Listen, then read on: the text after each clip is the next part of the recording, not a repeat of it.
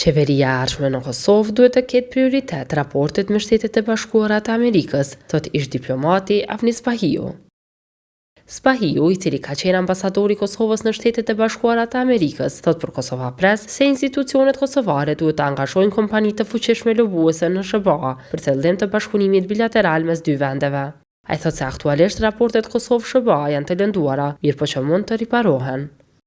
Nuk mendoj që jemi në një stad ku raportet janë krejtësisht të rrezikuara, mendoj që mund të janë të riparueshme dhe mund të na shërbejnë si një vërejtje që të jemi të kujdesshëm në këtë aspekt. Mendoj që kjo ka të bëjë me secilën qeveri që do të vijë, domethënë duhet të kenë përparësi marrëdhëniet me Shtetet e Bashkuara të Amerikës.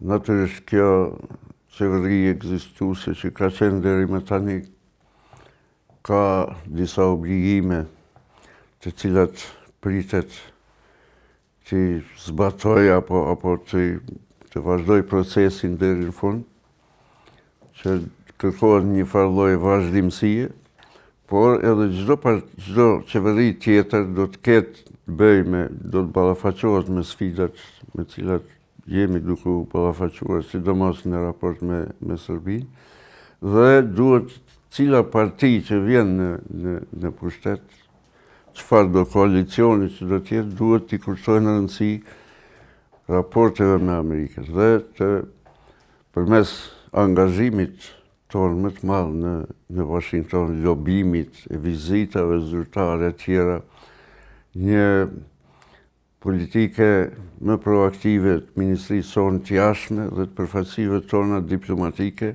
duhet të fokusohemi me të gjitha forcat që këto raportet t'i forcojmë dhe t'i kthejmë në nivelin në cilat kanë qenë të kaluar. Qeveritë tona kanë bërë gabime të vogla kohë pas kohe në këto raporte dhe pikërisht këto mund të mbjellin një farë lloj rezerve të partneri ynë që fillojmë të humbin kredibilitetin. Humbja e kredibilitetit do thot edhe defokusim i vëmendjes. Dhe kjo për një vend që ende nuk është konsoliduar plotësisht, me një sovranitet që ende nuk është i plot, nuk është diçka pozitive, por duhet që bëjmë përpjekje që të kemi vëmendjen dhe ndihmën e Washingtonit në këto aspekte. Kemi pasur disa gjëra të cilat mund t'i konsideroj si gabime dhe shpresoj që do të kemi mësuar prej tyre. Kemi pasur shumë raste ku shumë oferta të Washingtonit nuk i kemi marrë seriozisht. Edhe në aspektin ekonomik.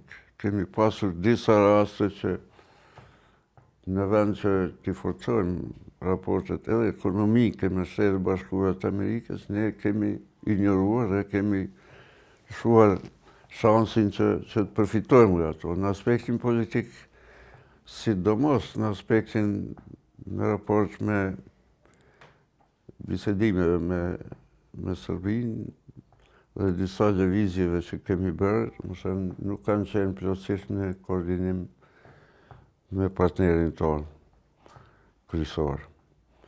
Dhe mendoj që këto ka ndikuar në atë të ftohje të raporteve. Në raport me dialogun Kosovë-Serbi, ish diplomati Spahiu thot se ka një momentum të ri dhe se tani me lidershipin e ri në BE dhe SBA duhet të shihet se çfarë kahje do të marrë ky proces. Mendoj që kemi një momentum të ri. Mendoj që ky proces negocimi, apo mos e quaj negocimi, po bisedimesh për normalizim me Serbinë, do të psojë një ndryshim.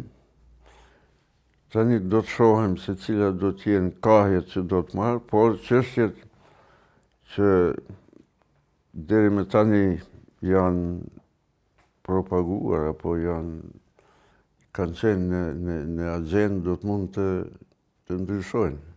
Për shembull, çështja e asociacionit, ne tani mendoj që janë rrethana të treja dhe është gjithnjë jo kredibile në aspekt me Serbinë që ajo do të pranonte çfarë do qoftë, madje edhe sikur ky asociacion të formohej pa asnjë kusht nga Kosova.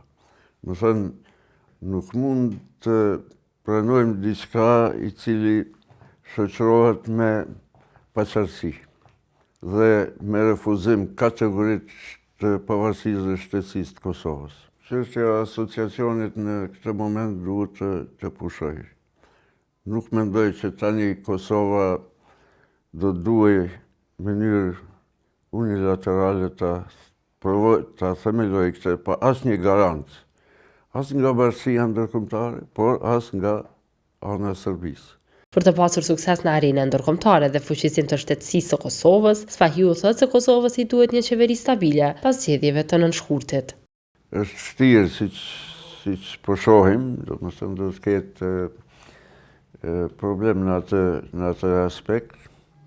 Ndonë se në qoftë se kemi një partneritet të fortë edhe me parti tjera, eventualisht që t'jenë paktën dy aktorë që